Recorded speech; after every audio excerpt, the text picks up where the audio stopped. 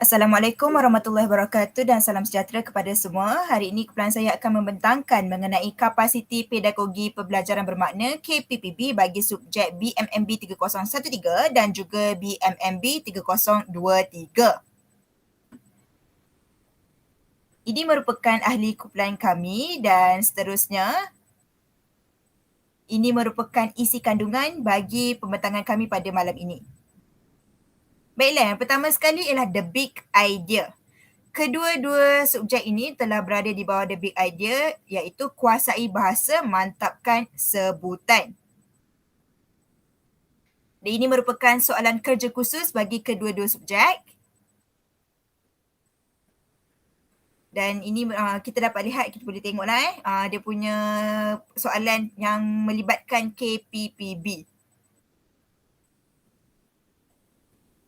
Hasil pembelajaran khusus, iaitu pemanfaatan KPPB dalam tugasan kerja khusus seperti mana yang telah saya nyatakan. Kedua-dua subjek ini di bawah satu the big idea di bawah satu big idea iaitu kuasai bahasa, mantapkan sebutan, dan kedua-duanya mempunyai dua jenis kaedah pentaksiran iaitu melalui peperiksaan akhir dan juga tugasan kerja kursus. Jika kita lihat pada BMMB 3013, hasil pembelajaran khusus ialah untuk mengaplikasikan sebutan baku dalam kemahiran mendengar dan bertutur. Manakala BMMB 3013 untuk menghubungkaitkan konsep transformasi generatif dengan proses pembentukan dan susunan ayat. Serta kedua-dua subjek ini mestilah dilakukan secara berkumpulan.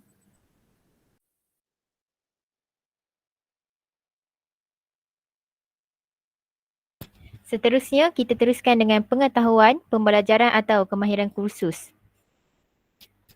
Okey, bagi kursus BMMB 3013, pengetahuan yang dapat diperoleh adalah pelajar dapat meningkatkan penguasaan bahasa. Yang kedua, pelajar dapat memantapkan penguasaan bahasa dan sebutan baku. Bagi kursus BMMB 3023, yang pertama, pelajar dapat menjelaskan bentuk kata, proses pembentukan kata dan golongan kata. Bagi yang kedua, pelajar juga dapat menganalisis dan membina rajah pohon berdasarkan pelbagai jenis ayat tunggal dan ayat majmuk dengan merujuk esei yang pertama.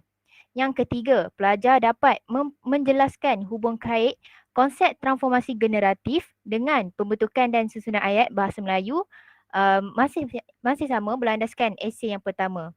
Seterusnya, kemahiran kursus pula, bagi kursus BMMB 3013, pelajar dapat mengaplikasikan transkripsi teks dengan menggunakan lambang dan simbol fonetik bahasa Melayu. Yang kedua, pelajar dapat melaksanakan ceramah yang bertajuk transformasi generatif dalam proses pembentukan dan susunan ayat. Bagi kursus BMMB 3023, pelajar dapat menghubungkait konsep transformasi generatif dengan pembentukan dan susunan ayat bahasa Melayu. Seterusnya, kita lihat pula kepada essential questions. Bagi kursus BMMB 3013, soalannya adalah sejauh manakah pengetahuan tentang simbol fonetik boleh meningkatkan penguasaan bahasa? Yang kedua, bagaimanakah ceramah boleh memantapkan sebutan baku? Jadi, essential questions untuk kursus BMMB 3023 pula, sejauh manakah transformasi generatif dengan pembentukan dan susunan ayat bahasa Melayu boleh meningkatkan penguasaan bahasa? Baiklah, seterusnya saya akan menerangkan berkaitan dengan kekuatan, cabaran dan penambahbaikan KPPB ini. Kekuatan pelaksanaan KPPB ini adalah dapat menjadikan pembelajaran lebih mendalam, bermakna dan mencakupi aspek kehidupan yang nyata. Yang kedua, dapat mengadakan perkongsian ilmu dengan pakar dalam bidang bahasa. Yang ketiga, mampu mencetuskan kreativiti pelajar. Yang keempat, pelajar berpeluang untuk meneroka pelbagai maklumat secara mendalam berkaitan dengan penggunaan bahasa Melayu. Dan yang kelima, dapat meningkatkan kecintaan para pelajar terhadap bahasa Melayu sebagai bahasa ibunda. Seterusnya, terdapat juga cabaran dan cadangan penambahbaikan melalui pelaksanaan KPPB ini. Cabaran yang terpaksa dihadapi oleh pelajar adalah menyukarkan pelajar yang mempunyai masalah internet untuk mencari bahan yang berkaitan mengikut soalan tugasan yang diberikan.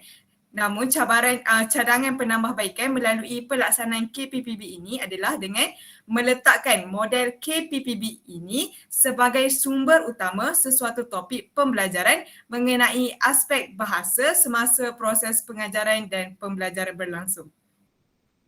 Seterusnya, terdapat 6 kompetisi Global 6C iaitu yang pertama, melalui karakter, citizenship, collaborative, communication, critical thinking dan creativity.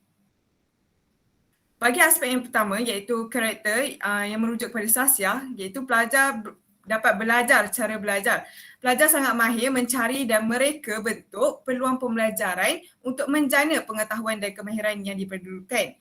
Seterusnya, bagi aspek citizenship, minat yang tulen terhadap manusia dan kelestarian nilai dalam kehidupan dapat dipupuk dalam kalangan murid. Kemudian kemuncak hasil kerja ini adalah kepada tindakan positif ke arah kelestarian manusia.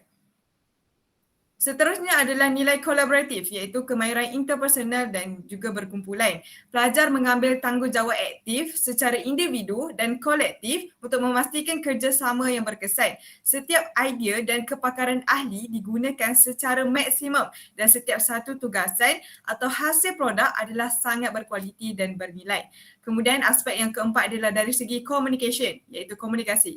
Pelajar dapat mengetahui big idea tugasan mereka dan cara yang terbaik untuk menyampaikannya menggunakan gabungan alat dan cara berkomunikasi yang betul.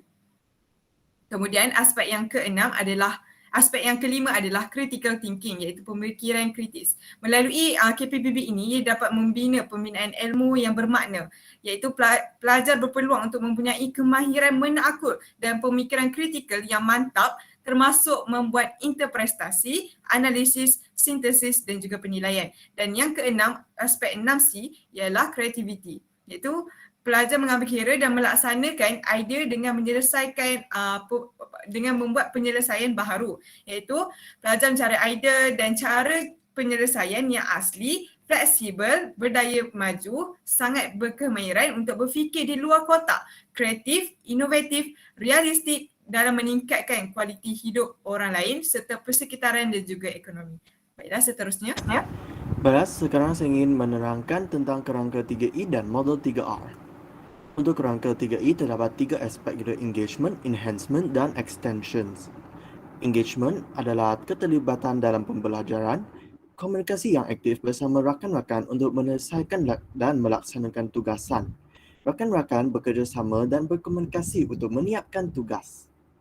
Baiklah, untuk enhancement pula ialah peningkatan keberhasilan pembelajaran. Pelajar mendapat bimbingan daripada pensyarah dan rakan-rakan semasa menjalankan tugasan. Bimbingan dilakukan melalui Google Meet untuk memudahkan komunikasi dan perkembangan idea.